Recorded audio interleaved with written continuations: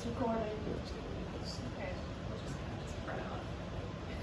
Hello everyone. Today we are going to present the Unreached People Groups project, the Tajiks in Tajikistan, by Jordyn, Lauren, David, Hayden, Leanna, Lizzie, and Stephen. The introduction questions. Okay, so how do missiologists determine what constitutes a people group? A people group is an ethno-linguistic group with a common self-identity that is shared by various members. Missiologists consider factors such as common language, lifestyle, history, and if the people identify themselves as a people group.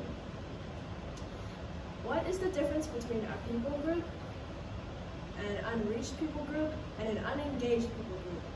A people group is a significantly large grouping of individuals who perceive themselves to have a common affinity for one another because of their shared language, religion, ethnicity, residence, occupation, class or caste, situation, etc., or a combination of these things. For evangelistic purposes, it is the largest group within the gospel. Within reach, the gospel can spread as a church planting movement without encountering barriers of understanding or acceptance. Unreached people groups are a people group within which there is no indigenous community of believing Christians able to evangelize this people group. Unengaged people group is those who have no known active church planting underway.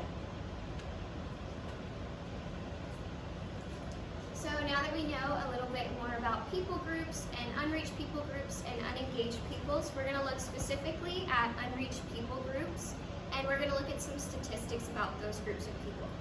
So there are 7,417 unreached people groups in the world today, and of those 7,417, only 14 of those unreached people groups still have no Bible translation at all, and 832 of those unreached people groups only have a portion of the Bible translated into their language. 2,782 don't have a complete Bible translated into their language, but they have some portions of the New Testament or the whole New Testament. So why do missionaries and organizations identify different numbers in each categories? It's because various researchers or agencies vary in the way they view ethnicity or how they analyze what they discover about cultures. And because of these differences between differing databases and different agency strategies, specific data structure, purposes of the agency, and the range of data carried in different databases may account for the same ethnic entities differently. So the way we view ethnicities really impacts the way we count people groups, and so if they don't have the same type of definition, they're not going to be counting the same thing. And it also just depends on if the people are divided into different languages or not.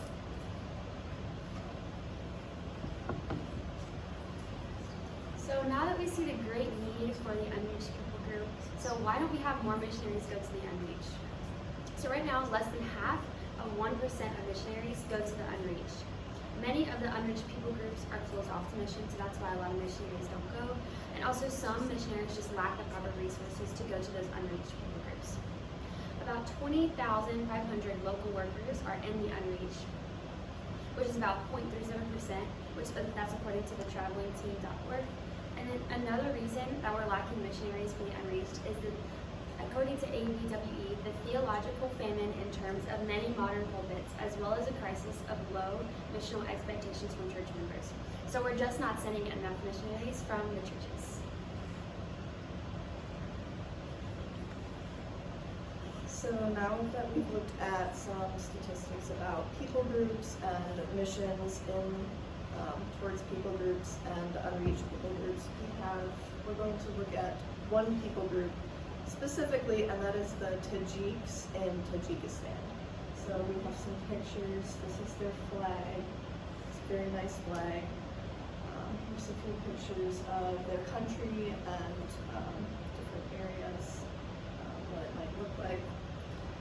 and their demographics. So the Tajik people is Persian. They're a patriarchal society. Their primary occupation is shepherds and farmers.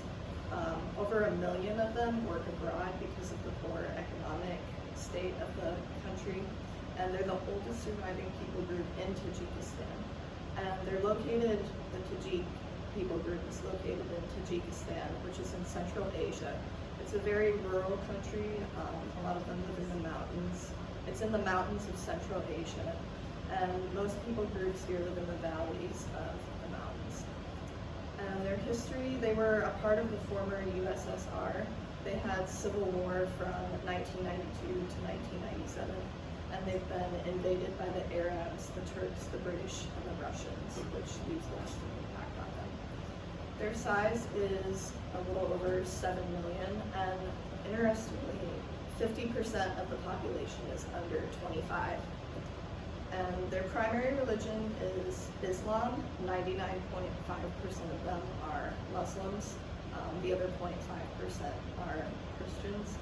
And they tend to be spiritual people who are at least open to discussing spiritual things. And their contact with the gospel, they are considered a frontier people group. They do have the complete Bible translated into their language. Nestorian missionaries first brought the gospel to Tajikistan in the 12th century, and there are 147 workers needed.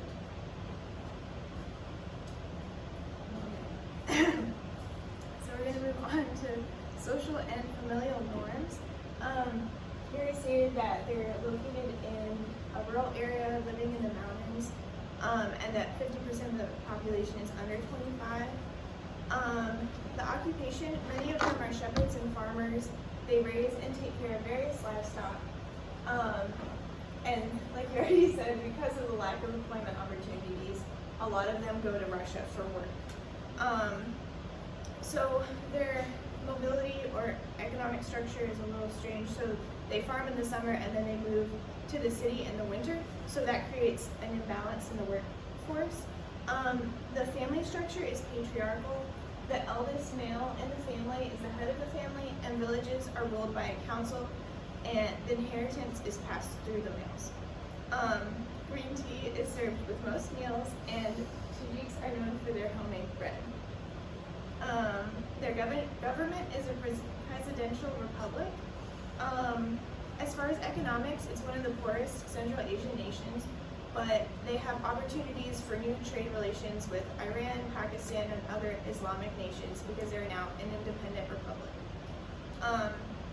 Because less than 7% of the land area is arable and cotton is the predominant crop, Tajikistan imports most of their food, around 70%. As far as like cultural dress, women typically wear the traditional national colorful dress made of cotton and silk. The final touch of their dress is their staple flowered headscarves, and men will typically wear shirts and pants, possibly with robes or belts. In the winter, many may wear fur hats or turbans. Okay, so when thinking through who might be the best to reach the Tajiks, the first people we thought of were the Russians. They have a lot of connections with Russia, and many of them, go there for work and everything. And so we thought that having Russians to come over and share the gospel. They also think of Christianity as a Russian religion, so they might also accept it better from them.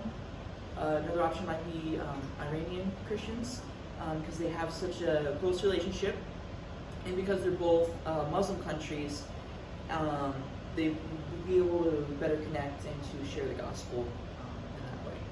Because most of the Tajiks are younger in age, younger missionaries would be able to connect better, to be able to relate better, and because of the patriarchal society, male missionaries would be better because they would actually, they'd have more respect, they would be able to share the gospel in a more effective way. So what would be a good strategy to reach these people? this is the part of our class that we've been talking about all semester, and we have another 8 to 9 weeks to look at. So, strategy. How in the world do we go about reaching the Tajikistan people? Well, looking at some things we've talked about in the class, we definitely want to meet them where they're at. And of course, that starts with just looking at what they like to do, what their society and culture is, and part of their society is agriculture. So that might be a good way to branch into that. Of course, there's a lot of different ways, but using that to your advantage might be helpful, as well as poetry. Poetry is another big part of their aspect in culture. They love writing things, making songs out of things, even singing, I believe it was the Quran. So using things like that to branch in to their society would be really helpful. As well as we talked about earlier about how they have a male patriarchal system where that's like really respected and looked up to. So maybe even a dad of a family or even just a single male person going in and making relationships with other male people and presenting the gospel would be really, really helpful. Finally, conclusion, you're probably sitting there wondering like, this is great information, but what can I do? Well, of course, give. If you have money, you can give to missionaries who are ministering to those people, as well as just other agencies like AWE, ABWE, anyhow, or pray. That's a really great thing to do as well. Pray every single day for that as well. And of course, Jesus said that he had compassion on the people. So get a correct view, not just of the Tajikistans, but also of other people through the lens of Scripture, and have compassion on them. Pray, and then consider going as well. That would be a great way. And there are some resources as well that we use in this project. Thanks for listening.